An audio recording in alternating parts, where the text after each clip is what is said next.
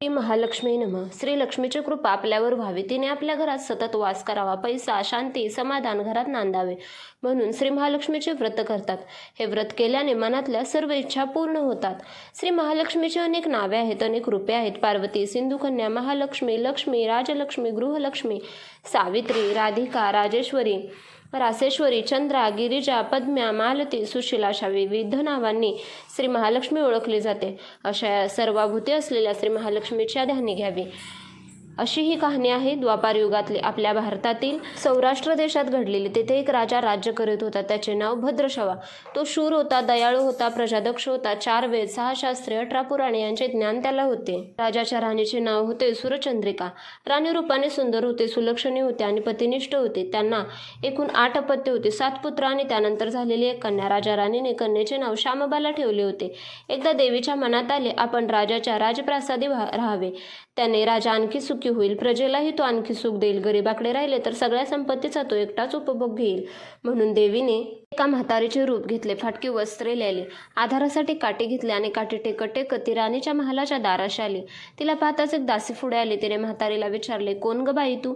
कुठून आलीस? काय काम काढलंस? तुझं नाव काय? गाव काय?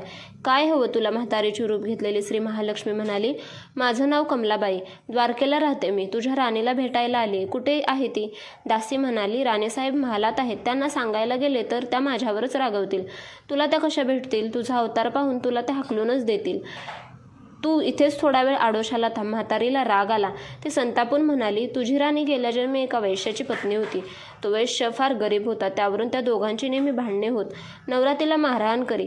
या त्रासाला कंटाळून एक दिवस ती घर सोडून गेली आणि जंगलात उपाशी तापाशी भटकू लागली.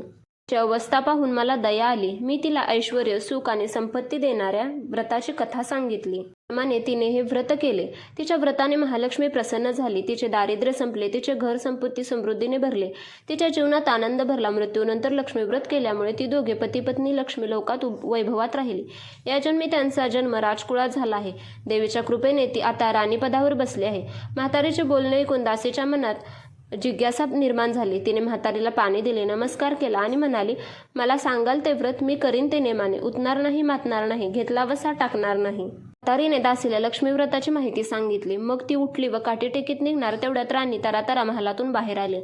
फाटक्या वस्त्रातील म्हातारीला पाहताच ती संतापली आणि उर्मटपणे म्हणाली, कोण ग तू थेरडे? इथे कशाला आली? जा इथून. तिने पुढे होऊन म्हातारीला घालवून दिले. ती म्हातारी म्हणजे प्रत्यक्ष महालक्ष्मीच होती हे राणीला कळले नाही. राणीचा तो उर्मटपणा पाहून महालक्ष्मीने तिथे न थांबता स्वस्थानी जाण्याचे ठरवले. राणीचा महाल सोडून म्हातारी निघणार तोच एक मुलगी लगबगीने बाहेर आली. ती मुलगी होती राजकन्या श्यामबाला. तिने येऊन म्हातारीला नमस्कार केला आणि कळवळून म्हणाली, आजी रागवू नका, माझी आई चुकली, तिच्यासाठी मला क्षमा करा. मी तुमच्या पाया पडते. राजकन्याचे ते बोलणे ऐकून श्री महालक्ष्मीला तिची दया आली.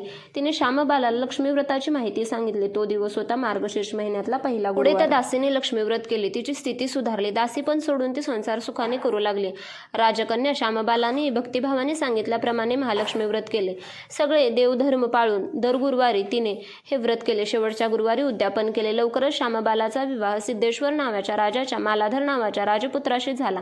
तिला राजवैभव मिळाला. लक्ष्मी व्रताच्या प्रभावाने तिचा संसार सुखा समाधानाचा चालू लागला. पण इकडे भद्रशवा व राणी चंद्रिका यांना हळूहळू वाईट दिवस दिसायला लागले. त्यांचे राज्य गेले. त्यांचे सगळे ऐश्वर्य वैभव लयाला गेले. चंद्रिका राणी होती ती स्थिती आता बदलली. अन्नपाण्यालाही ती महाग झाली. भद्रशवाला फार वाईट वाटले.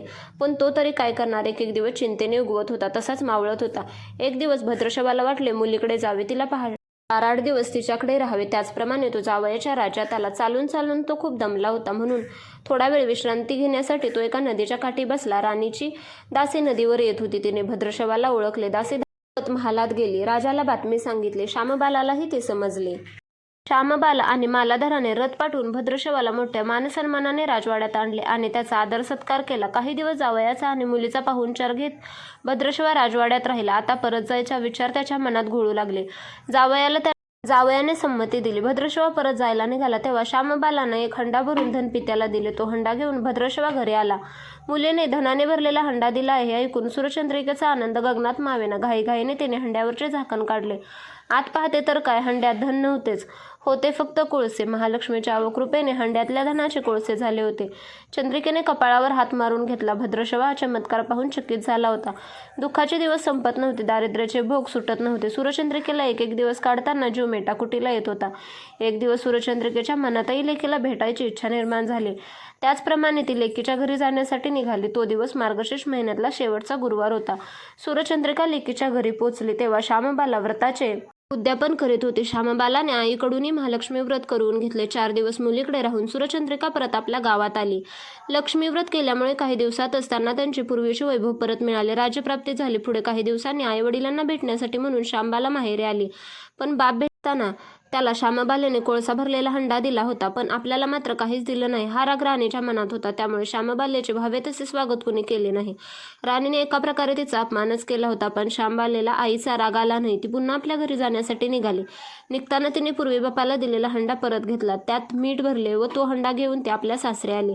स्वगृही आल्यावर मालाधराने झाकण काढून आत पाहिले तर हंड्यात मिठाचे खडे. मालाधराने चकित होत पत्नीला विचारले, हे काय, या मिठाचा काय उपयोग?